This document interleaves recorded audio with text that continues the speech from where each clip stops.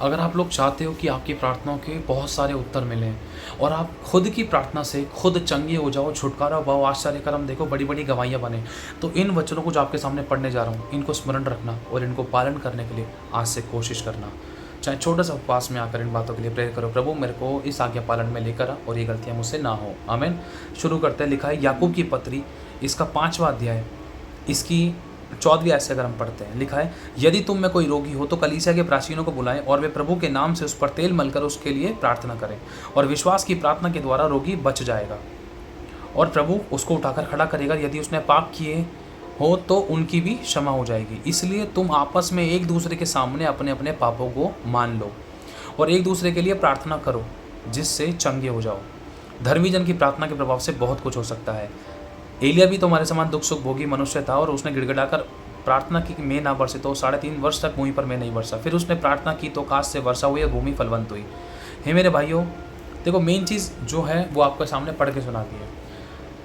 अब हमें क्या पकड़ना है? प्रभु के वचन में साफ लिखा है, प्रभु साफ कहता है अगर आप चाहते हो आपकी और मेरी प्रार्थना का खुद उत्तर मिले, हमें किसी प्रभु के दास दासी अभिषिक्त कलीसिया से हमें प्रार्थना कराने की जरूरत ना पड़े, तो मेन चीज़ क्या है? सबसे पहले नंबर पे प्रभु मेरे पाप क्षमा कर, जिस पाप के कारण मैं दर्द पीड़ा घटी बीमारी परेशानी समस्या रुकावट या टेंशन चिंता परेशानी में था, या रुकावट देख रहा था मैं अपनी ज़िंदगी में, या फेल हो रहा था बार बार, प्रभु मेरे उन सभी गलतियों को, पापों को, गुनाहों को, अपराधों को, दुष्टता को, अनादर को, अनाज्ञाकारिता को जो मैंने तेरे लोगों के विरुद्ध में, तेरे विरुद्ध में, स्वर्ग के पिता आपके विरुद्ध में, आपके वचन के विरुद्ध में जानबूझकर जाने और अनजाने में किए, मुझे क्षमा कर दो। दूसरे नंबर पे प्रभु यीशु आपके लहू से मुझे धो दो।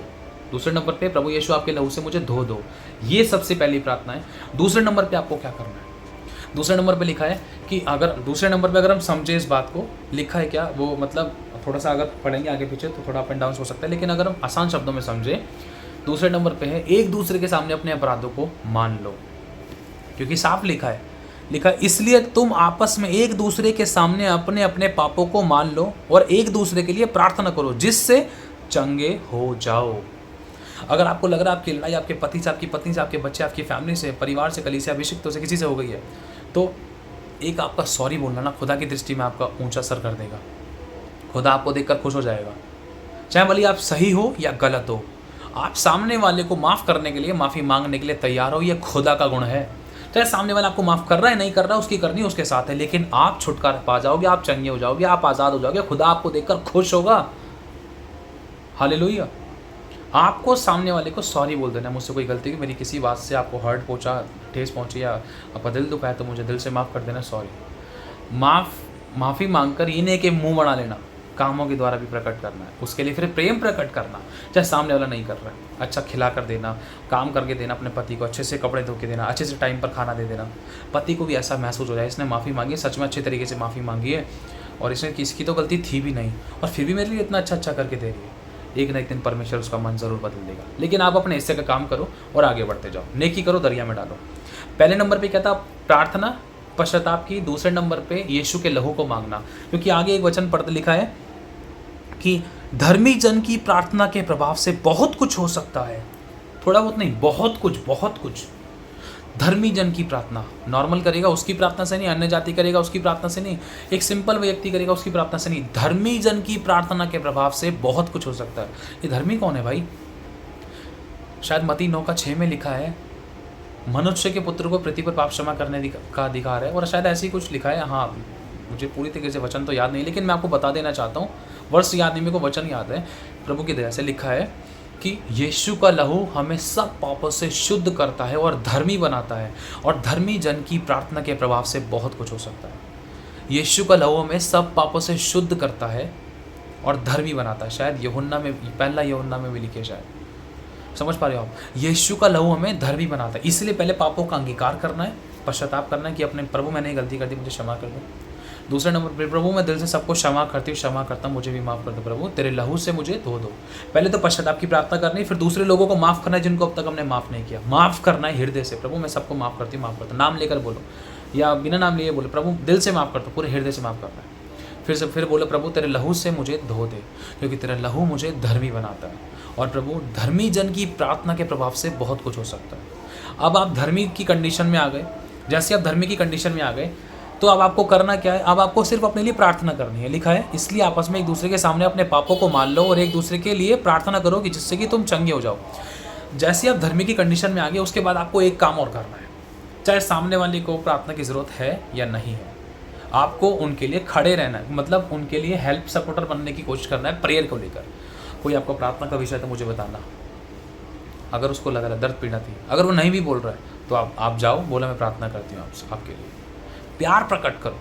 अब जब आप दूसरों की खेती सींचोगे तो खुदा आपकी खेती सींचेगा। ये तरीका है, एक दूसरे के लिए प्रार्थना करो तो तुम चंगे हो जाओगे, चंगे। ये वचन बता रहा है, ये तरीका है प्रभु का। प्रभु ने कहा यदि तुम दूसरों के अपराध क्षमा ना करोगे तो मैं भी तुम्हारे अपराध क्षमा नहीं करूंगा। और जब तक पाप क्षमा नहीं होंगे, जब तक इंसान छुटकारा नहीं पा सकता, चंगाई नहीं पा सकता, स्वर्ग नहीं जा सकता। इसीलिए पहले दूसरों के अपराधों को क्षमा करो, फिर प्रभु से माफ़ी मांगो, फिर प्रभु तुम्हारे पापों को क्षमा करेगा। अगर तुम 100% क्षमा करोगे तो तुम्हें 100% क्षमा मिलेगी। हालेलुया। इसीलिए एक दूसरे के सामने अपने पापों को मान लो और एक दूसरे के लिए प्रार्थना करो। जैसे अय्यूब ने अपने मित्रों के लिए प्रार्थना करी थी, तो मित्रों से पहले परमेश्वर ने अय्यूब को ही आशीष दे दी। क्यों? क्योंकि अय्यूब ने अपनी समस्या, दुख, दर्द, पीड़ा, घटी, बीमारी, परेशानी में, अपने उस विलाप के समय में, दुख, दर्द, पीड़ा के समय में अय्यूब ने अपने मित्रों के लिए दुआ करी थी। हालांकि उसको अपने लिए करनी चाहिए थी, लेकिन उसने अपने मित्रों के लिए दुआ करी थी। प्रभु ने देखा इतने दुख, समस्या, बीमारी, परेशानी में भी होने के बाद ये दूसरों के लिए दुआ कर रहा है, दूसरों की खेती सींच रहा है। तो पढ़ सकते हो आप अय्यूब की पुस्तक में, परमेश्वर ने उसको उसका 2 गुना, पता नहीं 4 गुना ब्लेस करके दिया। जो उसने खोया था, जितने उसके घोड़े, गधे, बैल मरे थे, उससे 2 गुना बढ़कर परमेश्वर ने उसको आशीष दे दी। ये बड़ा चौंका देने वाला मोमेंट था, क्योंकि यदि आप दूसरों की खेती सींचोगे तो तुम्हारी खेती सींची जाएगी। जिस नाप से तुम नापोगे उसी नाप से तुम्हारे लिए नापा जाएगा। पहले नंबर पे क्या है? अपने पाप का अंगीकार। दूसरे नंबर पे सामने वाले को, व्यक्ति को माफ़ कर देना जिसके प्रति आपके मन में कड़वाहट, कठोरता या विरोध था। तीसरे नंबर पे आप पश्चाताप के साथ आपको ये बोलना है, यीशु तेरे लहू से मुझे धो दे, क्योंकि तेरा लहू मुझे धर्मी बनाता है। चौथे नंबर पे आपको एक दूसरे के लिए प्रार्थना करनी है। अगर आप सॉरी बोल सको तो सॉरी बोलने की पूरी कोशिश करना है, इसमें आपके लिए भला है ना, और दूसरे के लिए भी भला है। आपकी नम्रता से क्या पता सामने वाला व्यक्ति बदल जाए, आपके व्यवहार से बदलेगा। मेन चीज़ ये है, व्यवहार के द्वारा वो उद्धार पाएगा, व्यवहार के द्वारा बपतिस्मा पाएगा, व्यवहार के द्वारा घराना उद्धार पाएगा, व्यवहार के द्वारा। मेन चीज़ ये है, अगर मैं सिर्फ विश्वास करूँ लेकिन प्रभु के अनुसार अपने व्यवहार को प्रकट ना करूँ, तो इंसान व्यवहार से ही ठोकर खाया था। वो तो बोलते हैं तू तो मसी करती है, लेकिन तू तो गाली बकती फिरती है, तू तो गुटखा खाता फिरता है, तू तो बड़ा मसी करता है। जब व्यवहार ही गलत है तो कैसे इंसान विश्वास में आएगा दूसरा, है ना। तो व्यवहार, अब कामों के द्वारा प्रभु के गुणों को, प्रेम को प्रकट करना है। और एक चीज़ ध्यान रखनी है, अगर हम ध्यान से समझे इस बात को, एक दूसरे के लिए प्रार्थना करो जिससे तुम चंगे हो जाओ। तेल मलने को लेकर, अगर आपके पास कोई तेल है, पानी है, उसके ऊपर हाथ रख के दुआ करो। पहले पश्चाताप करके, दूसरों को माफ़ करके, मेमलाप करके। सामने वाला कर रहा है तो ठीक है, नहीं कर रहा तो उसकी करनी उसके साथ है, कोई प्रॉब्लम नहीं। आप खुदा की दृष्टि में पवित्र बन गए हो। जैसे आपने माफ़ी मांग ली, माफ़ कर दिया, और सामने वाले के पास मेमलाप के लिए आप गए, चाहे सामने वाले ने माफ़ किया नहीं किया, उसकी करनी हो जाना, लेकिन आप खुदा की दृष्टि में अच्छे और भले बन गए हो। उसके बाद आप प्रार्थना करना, प्रभु ये तेल तेरे लहू की सामर्थ्य इसमें आ जाए। इस तेल को प्रार्थना वचन से तेरे लहू नाम के द्वारा ब्लेस करता हूँ, शुद्ध करता हूँ। अब इस तेल को मेरे दर्द पे लगाऊंगा या समस्या पे लगाऊंगा, या हल्का सा टच भी करूंगा, मैं अपनी समस्या के हल्का टच भी करूंगा। विश्वास करता हूँ मेरे दर्द पीड़ा, हमारी मारोगों से आज़ाद हो जाऊंगा, मैं चंगा हो जाऊंगा। क्यों? क्योंकि प्रभु तेरा वचन पूरा होगा कि विश्वास की प्रार्थना से रोगी चंगा हो जाता है। और मेरा ये विश्वास है, इस विश्वास से मैं इस तेल को लगाता जिस पर प्रार्थना हुई है तो मुझे चंगा करेगा।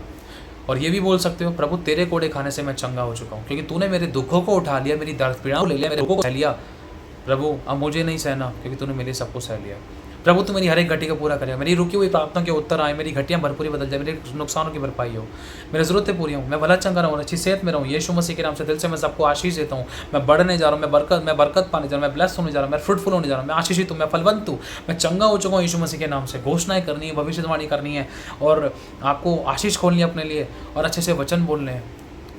किस तरीके से वो डिसिप्लिन आपको समझ में आ गया होगा। पहला पश्चाताप, दूसरे नंबर पे पाप का अंगीकार, फिर तीसरे नंबर पे दूसरों को, लोगों को माफ़ करना, फिर चौथे नंबर पे लहू को लगाना, पाँचवें नंबर पे अगर हम देखें खुलकर और बताया जा रहा है, पाँचवें नंबर पे एक दूसरे के सामने अपने पापों को मान लेना, माफ़ कर देना, मैसेज भेज दो माफ़ करने का, सॉरी, या आपस में एक दूसरे को सॉरी बोल दो।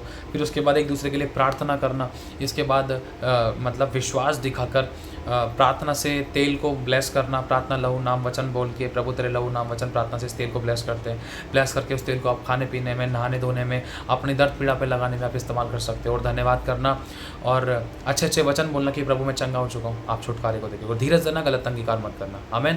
प्रभु आशीष आप सभी को, जय मसीह की।